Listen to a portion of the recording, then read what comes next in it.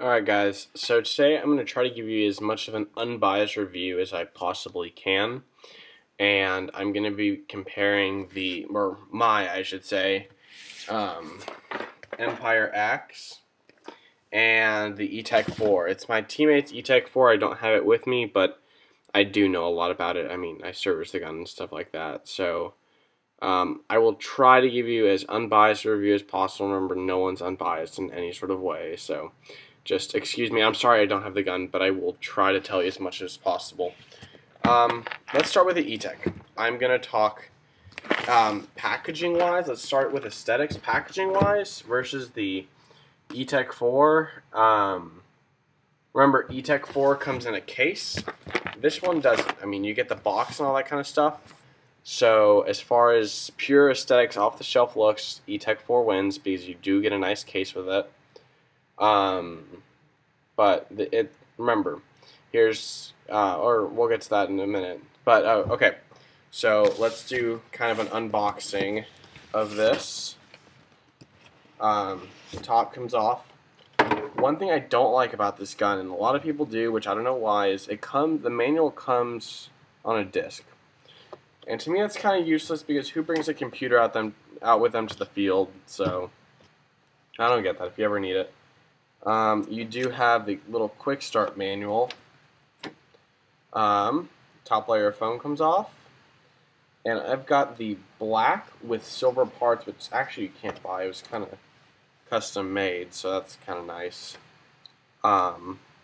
Silver kind of big V-neck also. And I worked on the trigger a lot. It shoots really nice.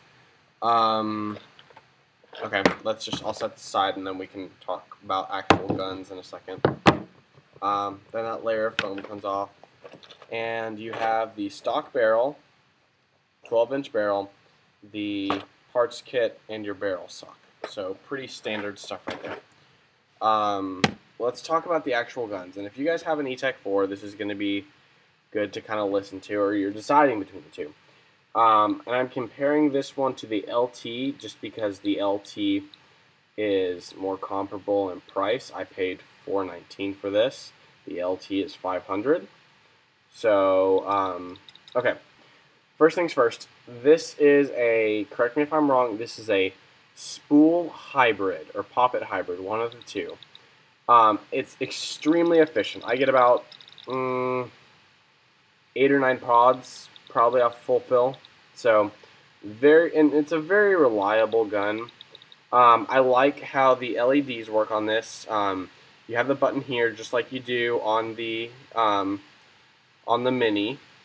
That's one thing that's kind of similar, and very nice bright LED, and it works like the Virtue board where if you hold down the trigger and you turn on the gun, you go into all your settings and you can flip through them, all that kind of fun stuff.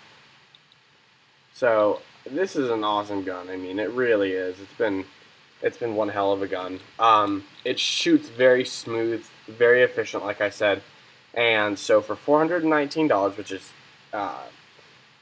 that's $80 less than what the etek is at. So what do you get with the extra 80 bucks that you're spending? From what I've seen, you get a case and a 2-piece barrel. That's one nice thing. This comes with a 12-inch 1-piece barrel, which I'm not a fan of. I mean, it works, you know, if you just don't have the money and you want to get a good gun. This is the best bang for your buck, I think. But I like running with a CP 2-piece. I run with a 16-inch CP 2-piece with a 655 back. The etek does come with a 2-piece barrel, nice 2-piece barrel, and a case, like I said. But there's also plastic parts. This is all metal. Very solid, very reliable. The bolt comes straight out of the back like this. It's a great little bolt. It works well. You can go get a boss bolt or whatever kind of stuff you're into like that. I like the stock bolt so far. I'm probably going to switch to the Tech L7 bolt, gold. But the trigger is really what I liked on this gun over the etek. There's zero, like it will not move from side to side at all. The etek 4 has the Oops, which is a screw on-off ASA. This one it's a relay, which I really like. You just flip it and flip it on. I mean, it's great. It works really well. Um, I'm trying to think what else. I like the board in this gun a lot better. A lot better. I mean, the LEDs on the back of the etek are nice and bright and everything. I just like the way that this works. I like the way that this feels on my hands, and I like how the trigger feels because, I mean, I play on semi a lot. If I played on PSP more, I wouldn't mind the etek trigger because you're going like this the entire time. So that's no big deal. Um, but I really am, I'm just a huge fan of the axe. I've shot both, so I can give you my honest opinion of what I like better, and I do think that the axe is a true winner.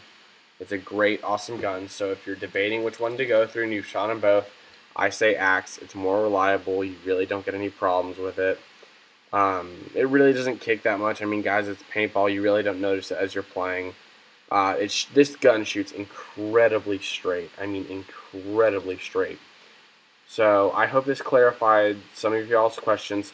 Please PM me or write if you need any help or you have any questions. I am here to help. Thank you guys. Thanks for watching. Comment, subscribe, and rate. Appreciate it, guys. Bye.